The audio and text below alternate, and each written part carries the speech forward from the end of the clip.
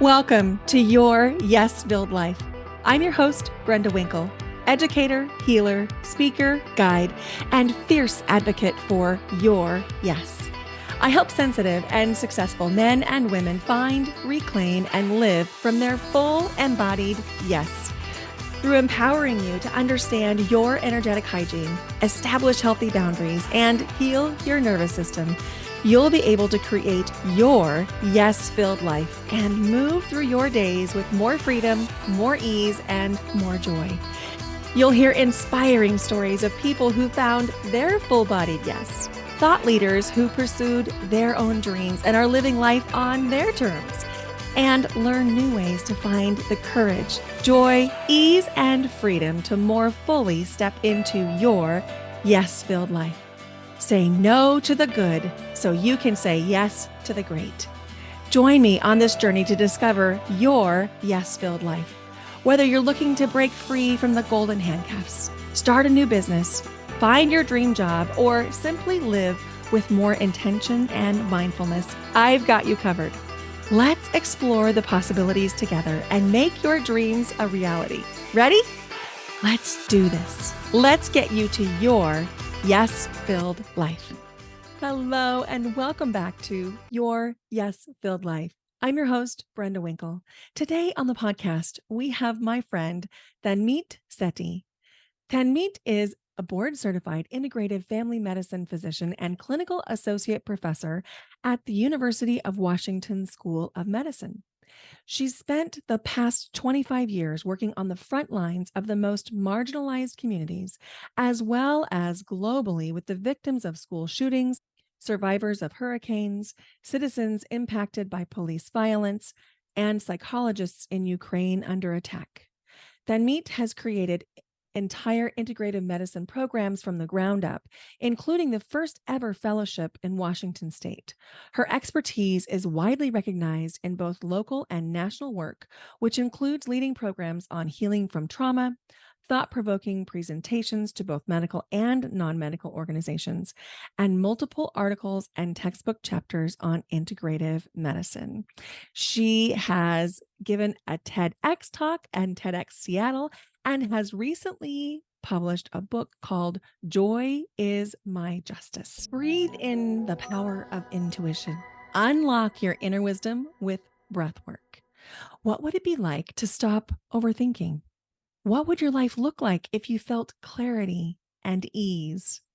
How would your life change if your nervous system felt regulated and you could access a state of calm even when there are storms all around you?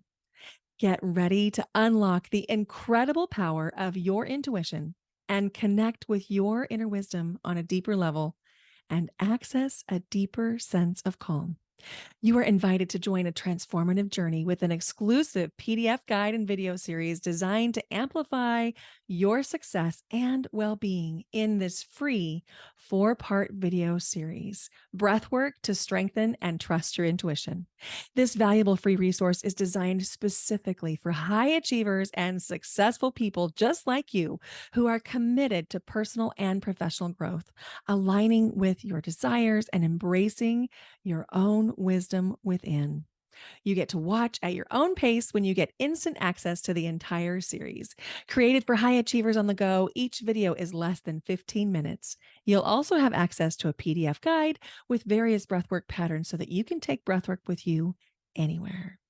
To get your instant access to this free 4-part series and PDF guide, go to brendawinkle.com/breathe.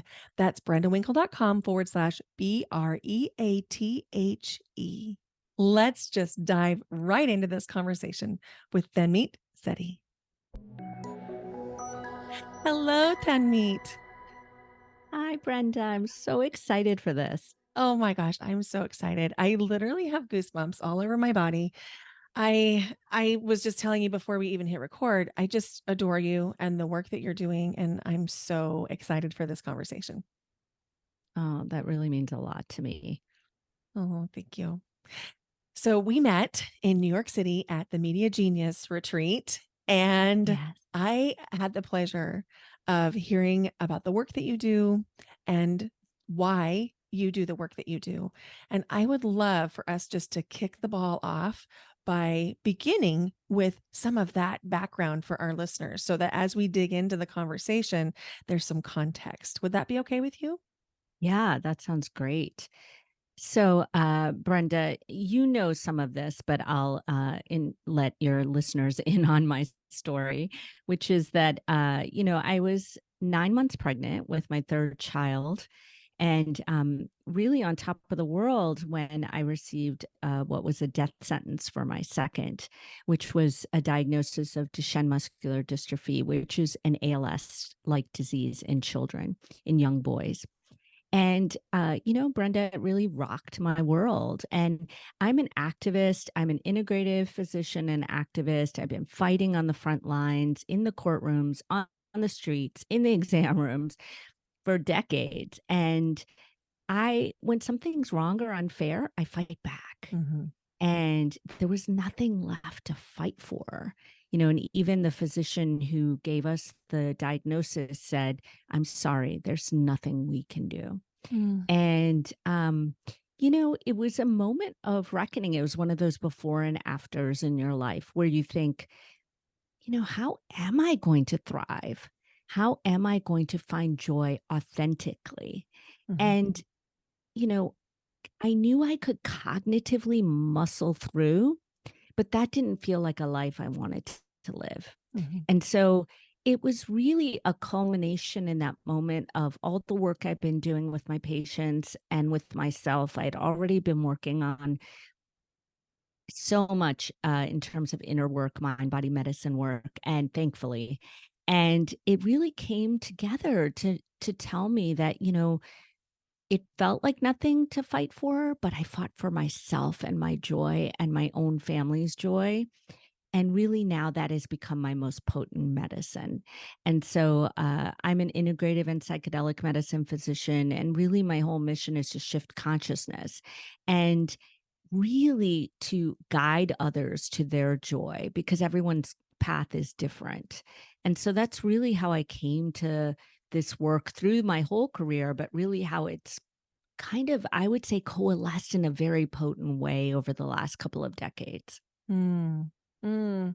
And I remember you sharing a video of your son dancing Mm. at school while we were together. And I just felt like a lump in my throat and tears in my eyes, witnessing his joy.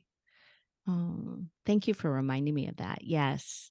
Yes. And, I feel like I don't want to sugarcoat this. Really, it's a hard, hard path. And, Mhm. for my son, especially for my husband and I, and for my other children, it's really painful and they have their own struggle. But what I really want people to know is that the more you can come to a place to sit with and acknowledge and hold lovingly your pain, the more you can come alive to your life and your joy. And so it's not that every day is easy. In fact, days are rarely easy in my life, but they are alive and they are joyful.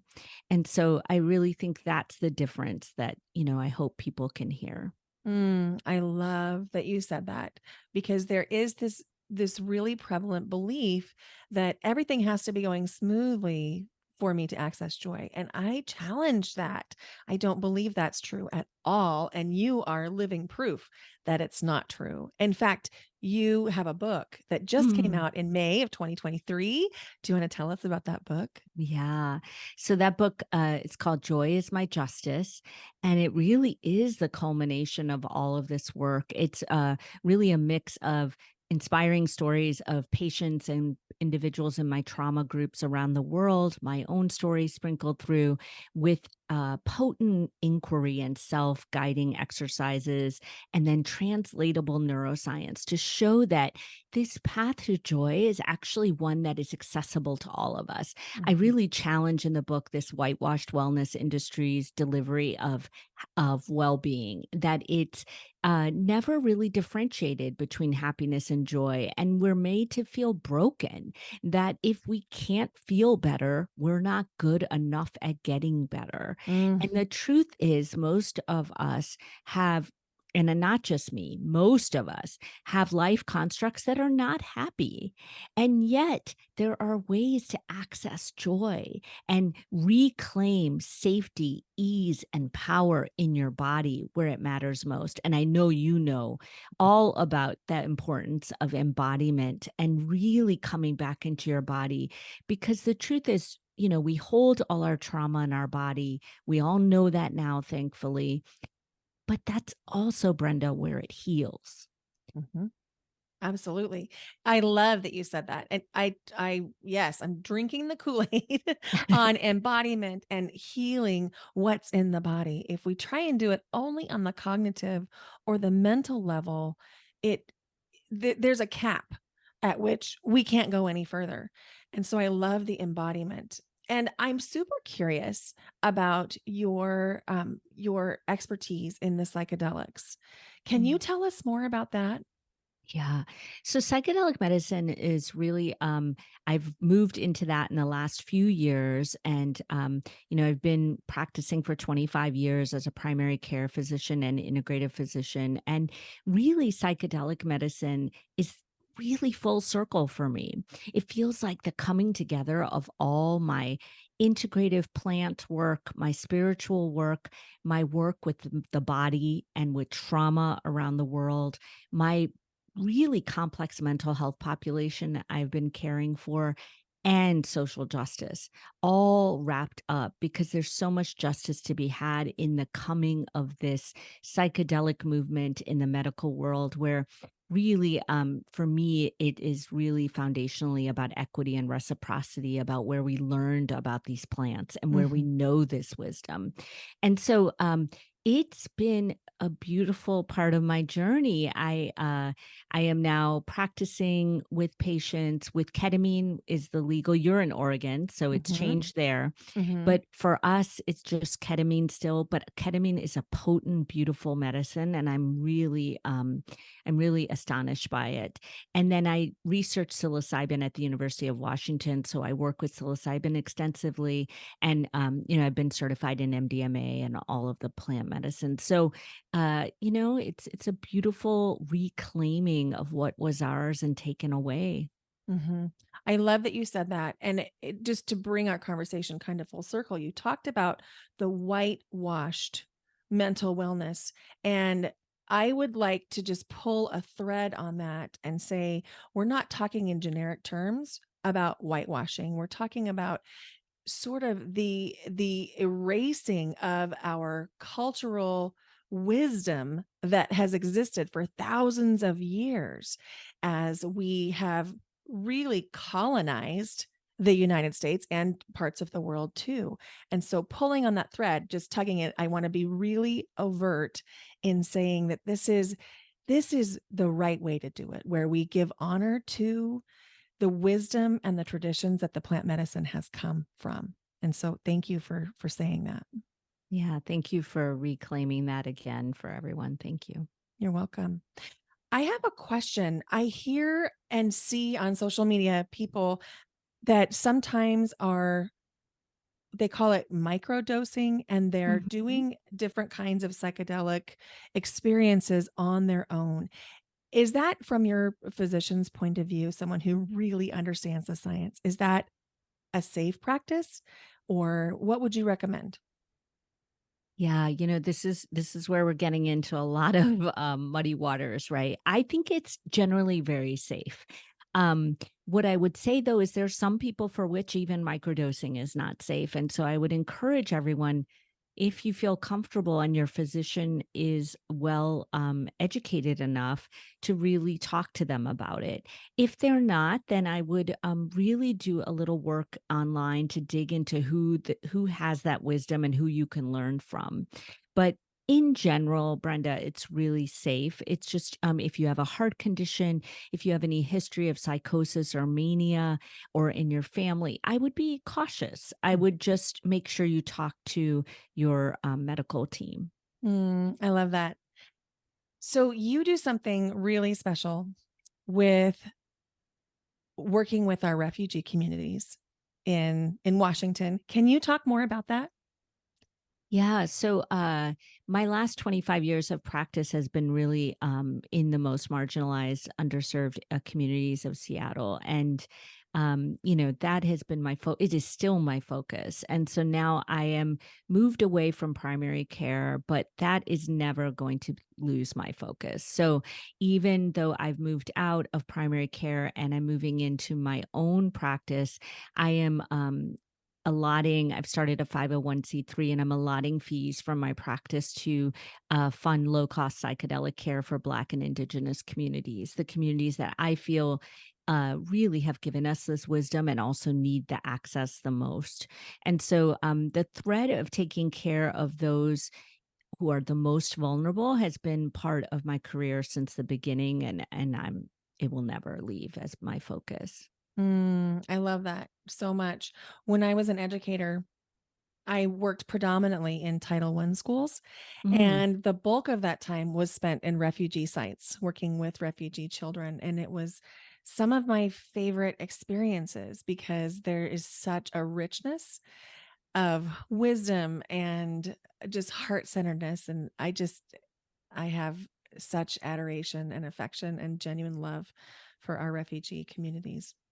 Yeah. Yeah. And also, really, I hope people understand this better after COVID started. But, unless we're all well, then none of us are well. And I really feel that. And so it's really about equity and through health and really bringing the sense of access and community collective healing that, we can have different tiers of resources that people have, and we understand that, but unless we're taking care of all of us, Mhm. we're all in trouble. I hope people understand that now. I mean, I've been saying that for 25 years, but after the pandemic started, I felt like, okay, now do you see what we're saying? So yeah, I'm hoping that people wake up to that.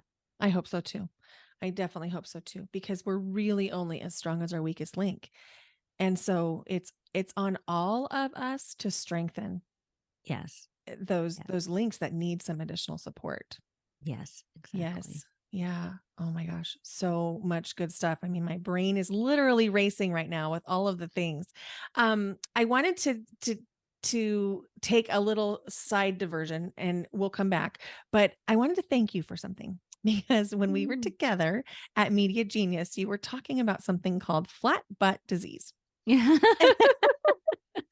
Ah, yes. And I'll let you explain that. But I've made significant changes since meeting you because of the conversations that we had. Wow. So I wanted to thank you for that. As I was sharing with you in New York, I've been plant based for 7 years, and recently, after menopause, have been really struggling with weight gain. And after our conversation, I just made some really subtle changes, and I'm noticing huge dividends, huge changes in Oh, my own that's physical great. wellness, because I've added meat back into my diet. And I don't eat meat every day or every meal, but I definitely eat meat and seafood. And so Mm. I'd love for you to talk a little bit about flat butt disease. Yeah.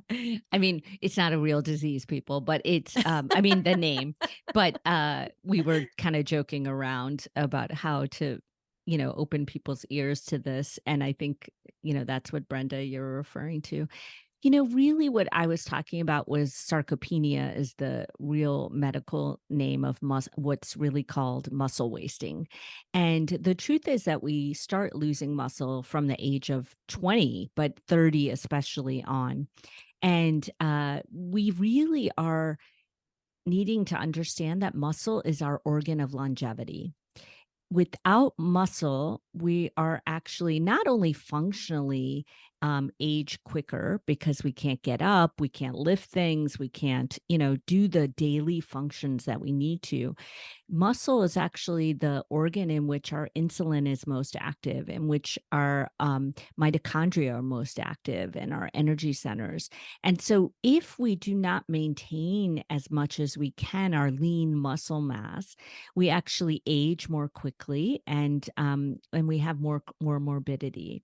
So what we were talking about was, I'm not telling everyone to go eat meat, that's for sure. But Brenda, I was vegetarian for more than that. It was more than 2 decades. And it really felt right in my body. It was the best thing for me. And honestly, it's my preferred way of eating, to be, Me too. clear. Um, but I really started to feel it too, the same way you're saying, is in this midlife time, is this that I could feel my muscles really suffering from that. And so I brought meat and seafood back in. And like you, I don't overdo it. I still want people to understand that meat should not be the biggest part of your plate, it should be the side part. But you do need to get enough protein. And so, and it's a lot more than we think, because the RDA, the recommended daily allowance, is vastly under what we really need. And so, if anyone's listening, and especially a woman entering menopause era, protein is your friend, and protein is one of the few key things that I would not let go of on a daily basis. And I too can feel a big difference, Brenda. And so, from the last few years of really changing that. And I hope that people hear that, because we've gotten this, we've also in our fitness industry gotten a kind of weird, I don't know, a weird thing around women not lifting weights and, getting too big, quote unquote. And that's just not how it works. So protein and strength training are your friends. Mm-hmm. I love that. I definitely had to reconcile, because I was plant-based for health reasons, what I perceive to be health reasons, because I like it, because I prefer that. Yeah. And then because of my environmentalism, I really felt like Yes. that was the way to go. And so I really had to get clear on, could I, for my own ethics and morals, add meat back in. And so I had to do some studying. And what I mean by studying is I went into a deep dive on spirituality, thinking, okay, if I, for ethical and moral reasons and environmental reasons, was not eating meat, how can I shift that? And Mm, so I actually did some searches, and you know how everything just works out for us and the right thing pops up just magically.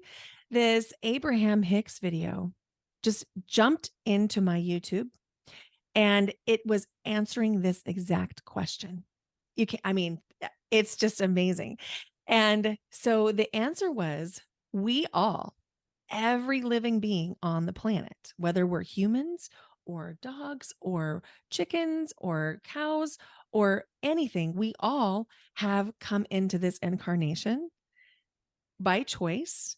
And we all know that at some time that incarnation is going to end, and we'll go back into the spirit, or however you perceive that. But that there was no morality around eating meat. It is mm. being provided for us. And I really appreciated that. And I'm just sharing that because I know that some of my listeners are also plant-based. And as someone who used to be vegetarian yourself, Yeah. I wonder Yeah. how that feels for you. Yeah, I too, I think the environmental load is real. That is a real thing. And this is another, non-equitable situation where if you have the resources and can afford grass-fed meat and meat that is sustainably raised, then you really are doing okay. But it's expensive. And so, yeah, factory farm meat is not good for the environment, the world, and honestly, it's not good for your health either. And so, I would say do what you can, but if it feels like you're having to access just factory farm meat, maybe plant based. I feel like what you are saying is that you're plant forward like I Mhm. am, which is I Mhm. still favor the vegetables in my meal. But if you if you can't do that, then there are actually really beautiful vegetable protein powders and those kinds of things that you can do. But it's a hard one, Brenda. It's a really hard thing to balance. It Yeah. is mental gymnastics for sure. Yeah. Yeah. I was thinking about equity in terms of healthcare, equity in terms of mental health. Mm, And I would love to to dive into a conversation around mental health access and some of the things that I see in the coaching world where there is,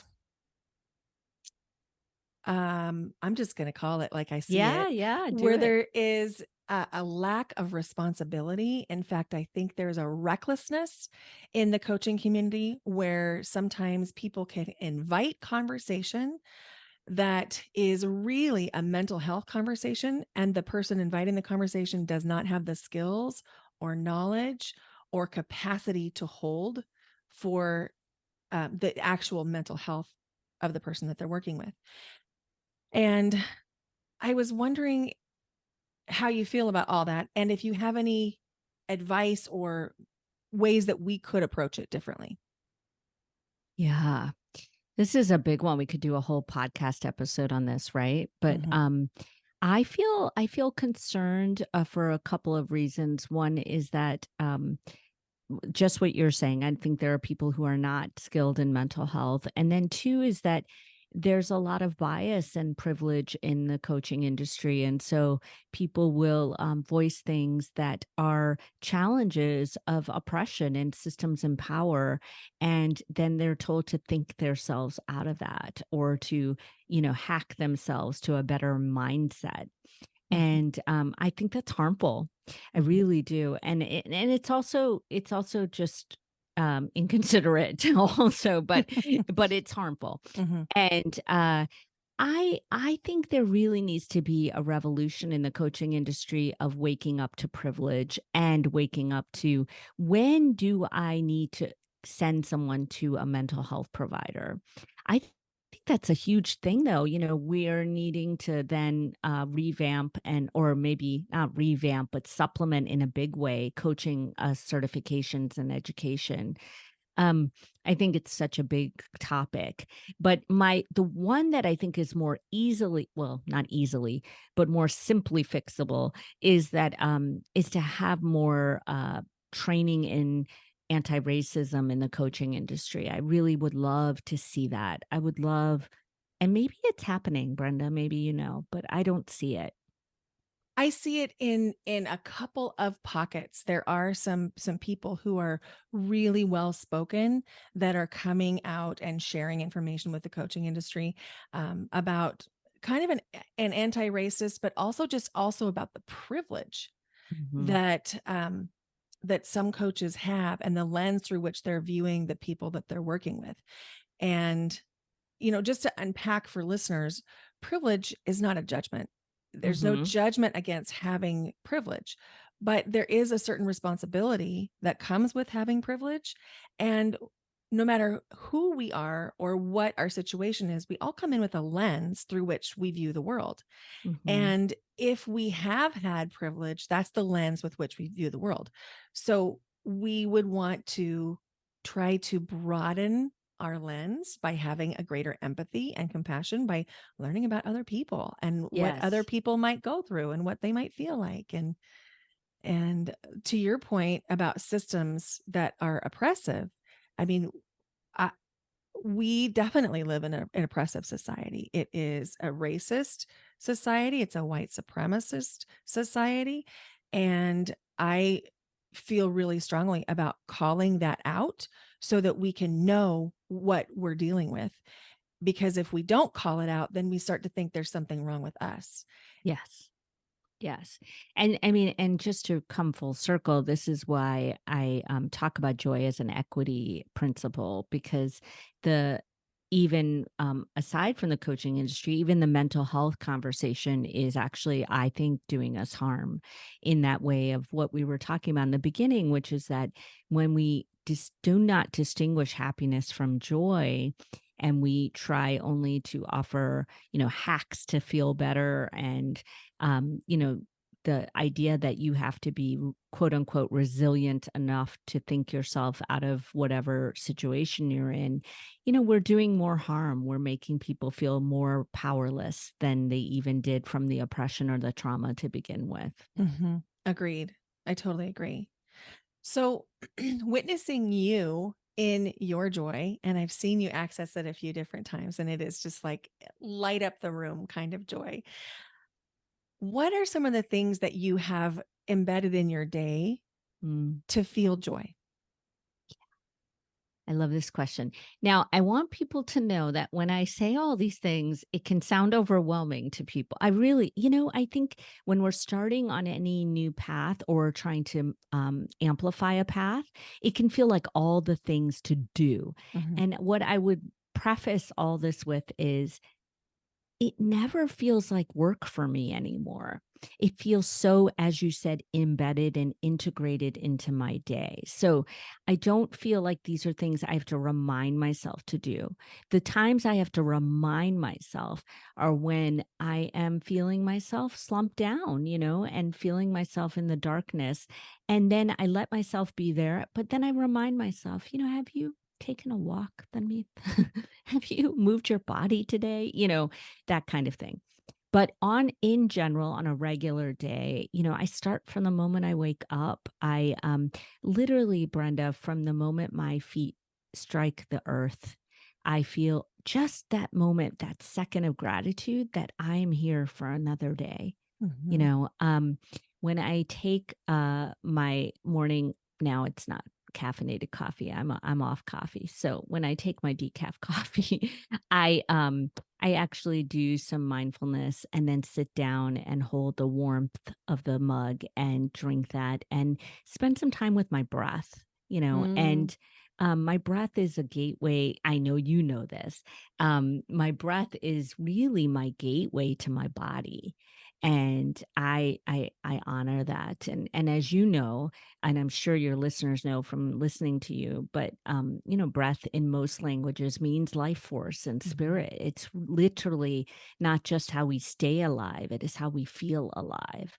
And that's a big part of my morning. I will tell you, Brenda, I notice because I'm not perfect. I'm only human. So if I have a morning where I don't do that, where I grab my phone and oh my God, I can get sucked into my phone like more than just like anyone.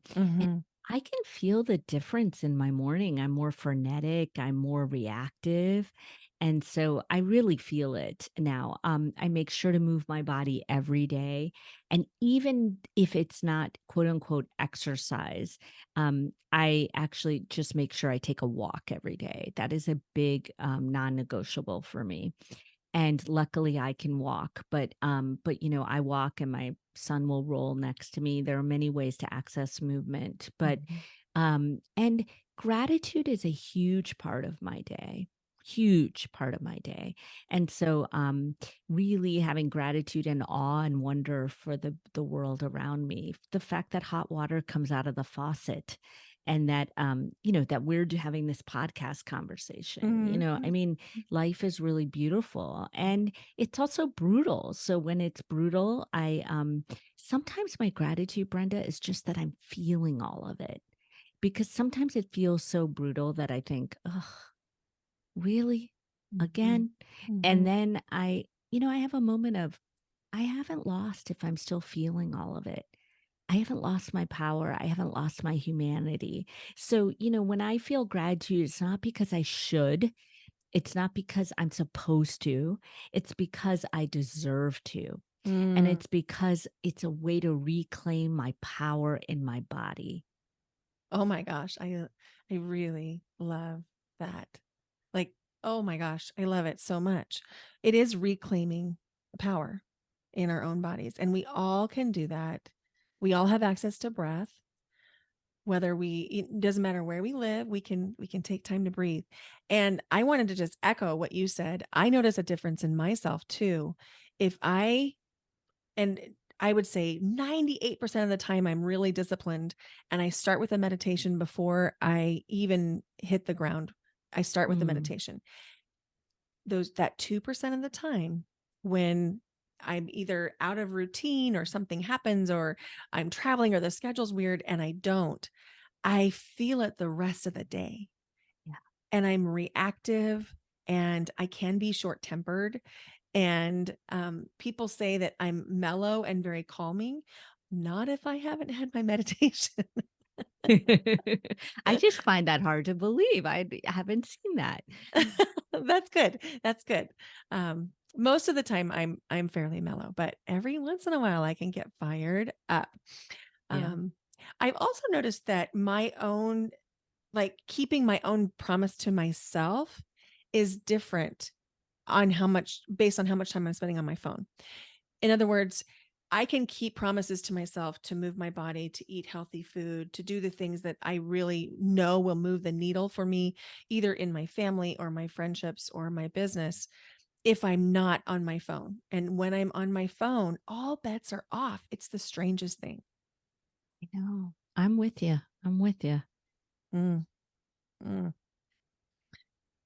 Oh my gosh.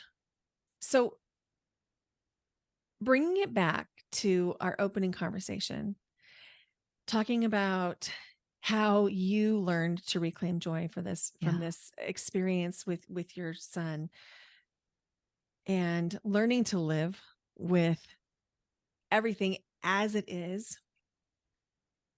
I have such deep respect for that, because there's something so powerful about not trying to push away what is, instead embracing it and loving it fiercely.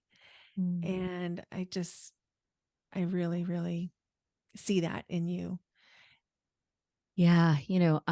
Well, everyone needs to read the book to really know the whole story. Yeah, but read the book. Go buy the read book. the book. But and I don't, I really mean that. I mean, because a path is hard to surmise in sentences, right? Mhm. And so I really mean that. But I think you know, I will just tell a snippet of a story that's in the book that people seem to really resonate with. And I can understand why it was life changing for me.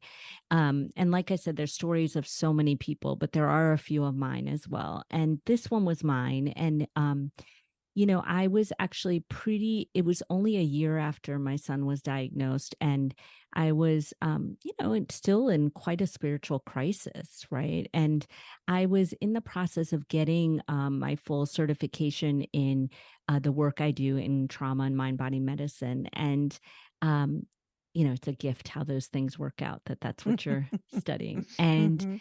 I to make the longer story short, I was in the middle of a room of 200 people in a fishbowl exercise with 7 others, where we were being led in a guided imagery. And I'm going to tell you, Brenda, I don't know if maybe your listeners will resonate with this, but I've led people on this imagery, thousands of people. Okay. It's called a wise guide imagery, where you really look in your inner wisdom, try to find a guide to give you answers, right? Mhm. I never see anything. Okay. And, I lead people who've never even meditated. They come out of it and they're like, I was an eagle, or my grandmother, or like, there was a light and I got my answer. And I'm like, oh my God, what's wrong with me? And so it used to be kind of the joke in my community, in my mind, body, and with my husband, like, I'm never going to see anything. And so anyway, we get in the middle of this room that I bravely volunteered for and was quite nervous about. And I find out that's what we're going to do. And I think, oh, for God's sake, and well, I guess I'll be the teacher for people, that you don't have to see anything. So we do this imagery. And of course, you can guess it's the first time I did, but see anyone. And who it was my mom's sister, who had died and was a healer in India. She's the only other healer in my family. And she was a really a big light in my life. And she died early, suddenly. And so she was sitting at a creek. And I mean, she was as real as anything, Brenda. And Mm. I went and put my head in her lap. She stroked my hair like she used to. And I just cried and cried and cried. And I just said, how am I going to do this, Masi? Masi is what we call our mother sisters. Mm. And she was silent. She just said, you will, you will. And I said, no, but how? But how? And I kept asking. And there was silence. And then she said, let Zubin teach you. Mm. And I am telling you, Brenda, that was life changing for me. And when I recounted that in the middle of this room of hundreds, people's hearts all opened at the same time. We could feel it. It was like an energetic string attached to all of us, because it wasn't just my lesson, it was everybody's lesson. And I would say to anyone that if you're looking externally for the answer for joy, I was missing it. It was right in front of me. And it's our life. It's what we're living.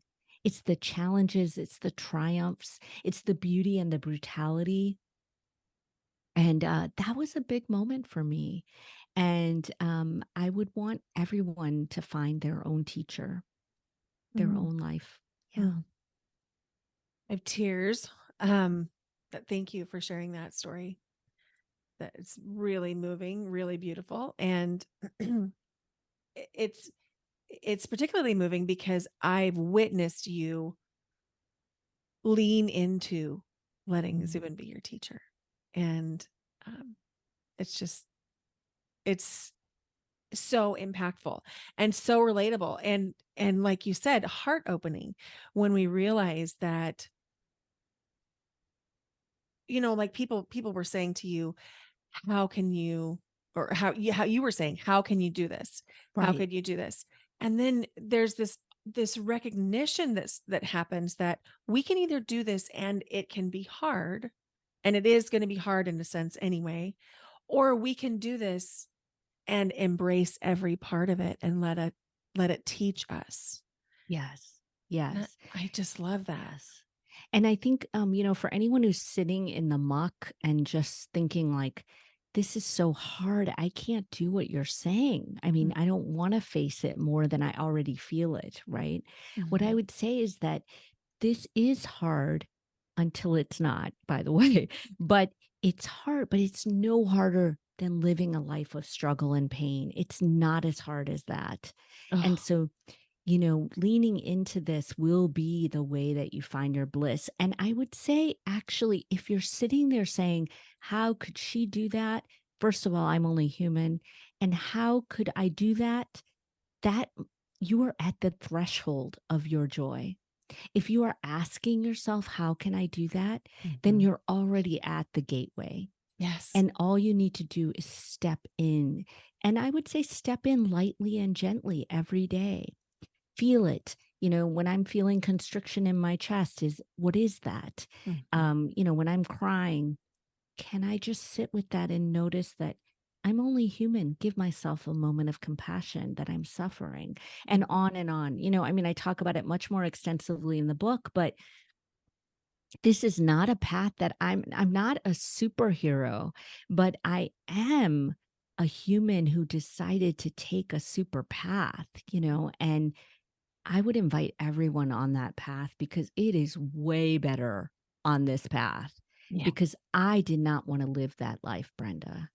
I did not want it.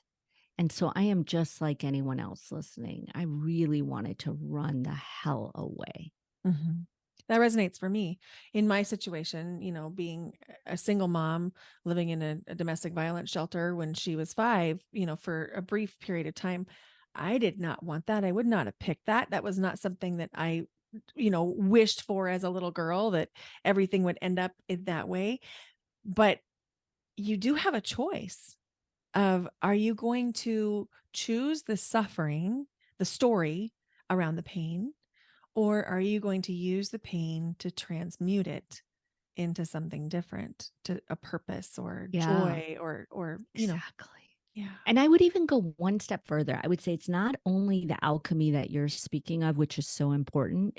What I would say is that what I've come to understand is that it is critical. The more suffering and oppression you have endured, it is critical to reclaim your joy, because the way that oppression and suffering triumphed over you, or does triumph over you, is that it strips you of your power and your humanity and your capacity to feel the entire continuum of your human experience. You are only left in suffering. And so now, What are you going to do to fight back? Your joy is critical in that. And so it is up to me to say, I talk about this in the first part of the book when we unlayer the path to joy. I had to weed through, Brenda, family stories, cultural stories, limiting beliefs of ableism, and also of, mothers in my culture. We're not supposed to be joyful Mm, when our son is dying. I mean, that's not a good quote unquote mother. mm, I should be dark and crying and in suffering. mm. And I'm rewriting that story. I don't think that's true. Even though it's the culture I come from, that's beautiful and I love it, but there are parts of it that I get to rewrite. And Mm. that's one that I'm rewriting every day. I love that. I love that for you. I love that for your family and everyone in your ecosystem, because you're also permissioning everyone around you that it's okay to access joy, even when, and especially because things are hard. Yes. Yes. Mm. Exactly. And to your Exactly. point about the oppression, I love that you so articulately spoke to reclaiming your joy as a part of justice. And I also feel like one of my mantras in those early really tough years was, and I didn't have language around it at the time, so my language was a little wonky, but I kept saying, a happy life is my best revenge. A happy life is Mm, my best revenge. And so when things got really crunchy, and they did get crunchy, I just kept saying that. And it was like I walked through my day and I'd walk and take steps, and happy life is my best revenge. A happy life is my best revenge. And that was the way that I let it go. Now I wouldn't use the word revenge, and I wouldn't use the word a happy life, but then that was what I needed to get me through. yeah. Yeah. That was your touchstone. Yeah. Yeah. Yeah. That was your reminder to yourself that you deserve and choose something different. Yes. Yes, exactly. Oh my gosh. That mean I could talk to you all I, day. ditto, my friend. Oh, wow. Wow. So I want to make sure that I give you a chance to say how people can reach out to you. But I'm wondering, do you have any thoughts on how someone could be supportive of more equity in our medical treatment availability and in mental health? Is there something that people can do to be active? Hmm. Well, I think there are collective efforts, but on an individual basis, what I would say is that equity starts in the way that you yourself are speaking to and giving back in your reciprocity to your community. And so, I would look at people of color who are doing efforts to really reclaim mental health for different communities, and I would donate, I would volunteer, and I would learn. And I would say, people think anti racism is all about reading books and, like feeling differently. It's also about economically funding the efforts that are going to make change. And so I don't mean just, and I do not mean that people just give a donation and feel better. What I'm saying is that if you are truly thinking about equity and anti racism, you will look in your life and think, have I really thought about how I could support a person of color who is doing this? Could I buy from a person of color? I mean, even your clothes, could I fund? Could you say, there are many people like me doing efforts with giving back and reciprocity. Could you support people like that? And so look around you and think about how you can amplify your own ecosystem to be one of more reciprocity.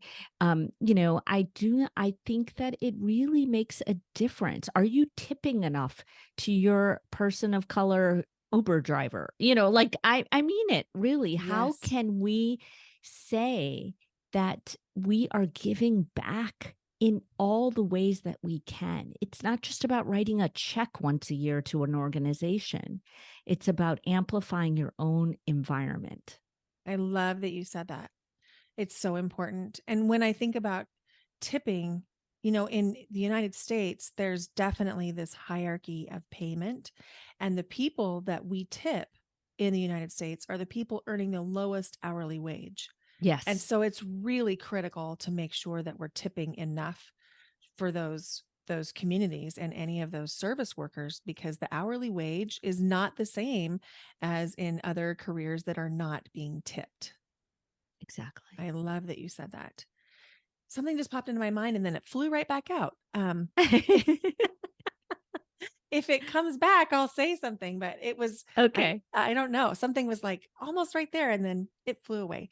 But Okay. maybe I'll think about that while you share how people can get in touch with you, how they can find the book, and where they can follow you on social media. Thanks for asking. You can actually go to joyismyjustice.com, and I have links to all the booksellers. You can also just find it anywhere you locally buy books or online, and anywhere books are sold. It comes in all formats, audio as well.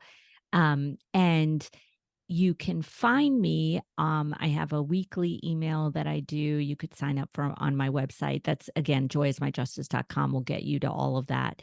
Or I'm on Instagram, Facebook, and LinkedIn, but I'm most active on Instagram. It's where I really like to have real conversations in my messages, especially. So if people, if people listen to this and they have takeaways or questions for us, Brenda, I hope they'll tag us and ask us or message us, because what I'm really enjoying is this organic live conversation now that the book is out in the world. And I'm really excited about it. There are people who've been asking me also to do sessions with them on making the book practical in their world. So I have information of that on my website too. So yeah. I love that. Thank you. Thank you. Thank you. Yeah. Yeah. Give Tanmeet a follow and connect with her. And you will be so glad you did. I remembered what I wanted to say. Great. Which is that every time that we spend any money, we are voting.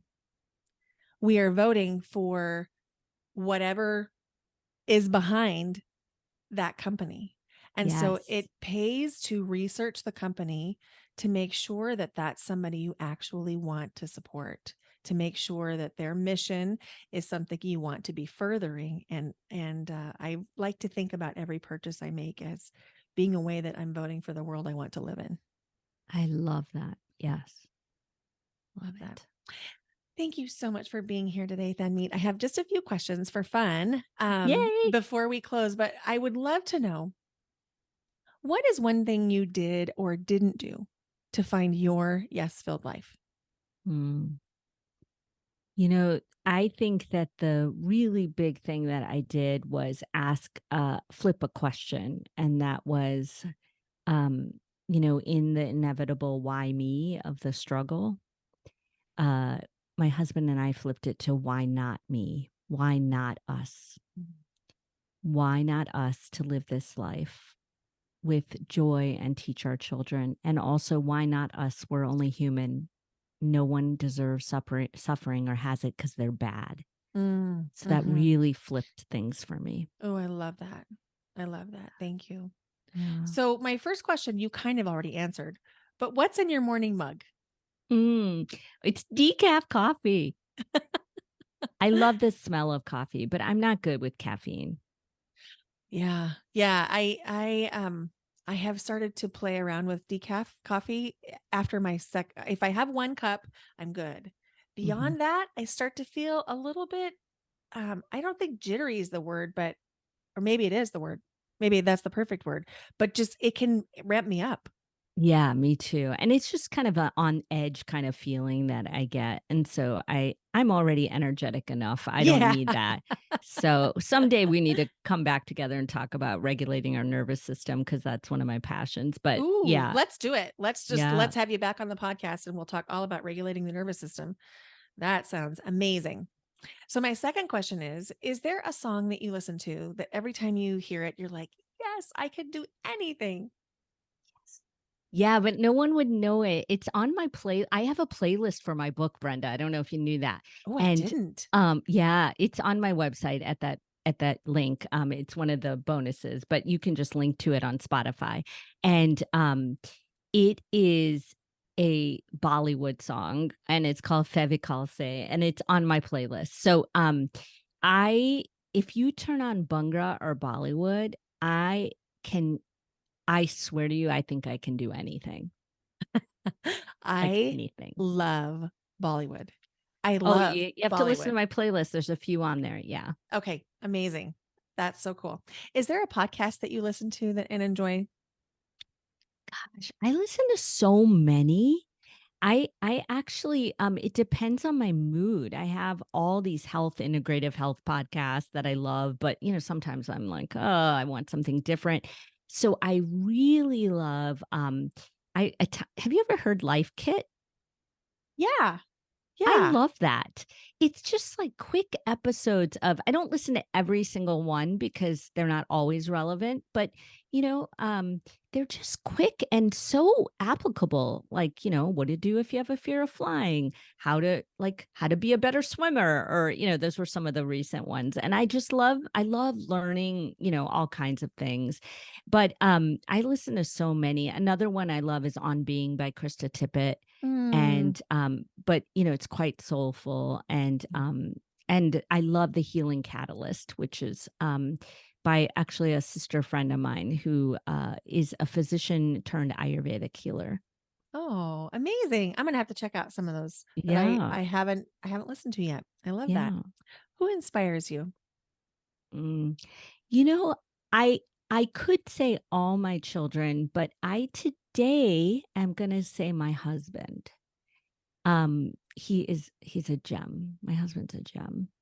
But Brenda, he is just able to relax in the world in a way that I'm not. Like, I am really good at living this joyful life, and I'm really good at, um, you know, bringing vision and beauty to our lives. But he can do nothing like no one's business. And I'm telling you, I like in the most beautiful way. Yeah. And I'm inspired by him, and I'm really trying to settle my nervous system a little more. It's been vigilant for many decades, and it is settling and settling and settling more, but I am not gotten to the point of rest the way he has, and I'm inspired by that. I love that. I know that in many different languages, there's a word for doing nothing. Yes. Yes. So I love that. That's amazing. Yes. My last question is, if you ever find yourself in a funk, feeling sad, mad, frustrated, what do you do to flip the switch and Mm. access joy? I'm actually in one of those right now. I'll be totally vulnerable, transparent with your listeners. I'm in a little bit of a funk, and it's one of those where I can't figure it out, like I in my head, right? Because, like we said, in your head, you will not get very far. Hmm. Hmm. And so it's been low level, but like enough that it really is sitting deep in my heart every day. And so every day, this has just only been a couple of days it's been so far. And I really have to move my body. I have to. I dance or I walk. And if I don't, I get more stuck in my body and my mind. And as I tell patients, if you don't move your body, you will never move your mind. And Mm, so, that is my number one go to. Yeah. I really love that. I love that. And I thank you for being so vulnerable. I think that there's this idea that anyone who's showing up, whether it's on a podcast or social media, is not feeling anything except Right. for joy or whatever. And I love that you are so transparent and vulnerable and saying, "No, actually I'm feeling that way right now, but here I am showing up and I'm still in these moments of joy." And Yeah. so you're living the example of what you talk about. Thank you. Yeah. Yeah. And I love that you said that because joy is really the container to hold everything. It's not the answer, it's a way to hold all the questions. And so I love that you said that. Yeah. Thank Oh, you. Thank you thank for you. seeing me. Yes, you're welcome. Tanmeet, thank you so much for being here today. It was a true honor. And you'll be back. Yes. Tanmeet is incredible, isn't she? Here are the takeaways. Number 1, joy, embodiment, and reclaiming cultural wisdom are essential components of mental wellness. Tanmeet emphasizes the importance of finding joy in everyday life and reconnecting with our bodies. Tanmeet also emphasizes the significance of cultural wisdom, recognizing that different cultures have valuable insights and practices that can contribute to mental well being. Number 2, as an expert in psychedelic medicine, Tanmeet is well versed in the safety considerations of microdosing psychedelics. She emphasizes the importance of responsible and informed use, highlighting the need for proper dosing, set, and setting. Tanmeet also advocates for working with trained professionals to ensure a safe and supportive experience. Number 3, Tanmeet and I both encourage ethical considerations when it comes to plant-based diets and meat consumption. We both believe in the importance of mindful eating and making choices that align with our values and the well being of animals and the environment. Tanmeet advocates for a balanced approach, recognizing that individual dietary needs and cultural practices may vary. And number 4, there are concerns about the coaching industry. Coaching can be valuable, but make sure your coaches have a solid foundation in what issues are actually mental health concerns and which need to be referred out to a mental health provider, and that coaches are equipped to address the complex needs of their clients. Anti-racism training is crucial for coaches to create inclusive and equitable spaces for their clients. Make sure that yours has done their work. Number 5, by finding joy and purpose, you can create positive change and contribute to a more equitable and just society. And number 6, it's worth being intentional in amplifying marginalized voices and actively engaging in conversations about systemic racism and social justice. Collective action, no matter how small, can have a profound effect on creating a more inclusive and equitable world. Thank you so much for listening to Your Yes Filled Life. If you haven't left the podcast a rating and review, could you please take 30 seconds and do that now? It might not seem like a big deal to you, but to the podcast, it's a really huge deal because the more ratings and reviews a podcast have, the more likely it is to show up in the feed of someone who really needs it. And let's face it, we all need a little bit more yes in our life and access to joy. Thank you for listening. Bye for now.